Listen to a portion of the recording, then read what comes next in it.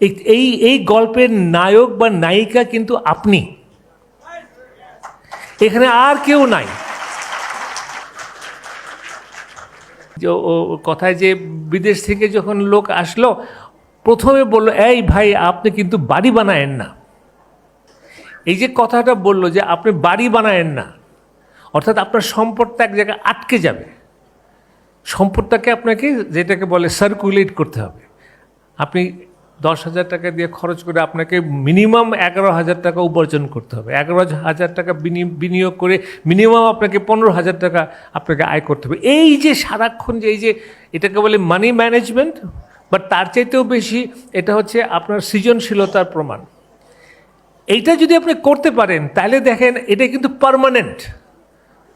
অর্থাৎ আপনার এই যে সার্কুলেশন, আপনি বিনিয়োগ করছেন, বিনিয়োগের পরে আপনার লাভ হচ্ছে, আবার বিনিয়োগ করছেন, লাভ হচ্ছে।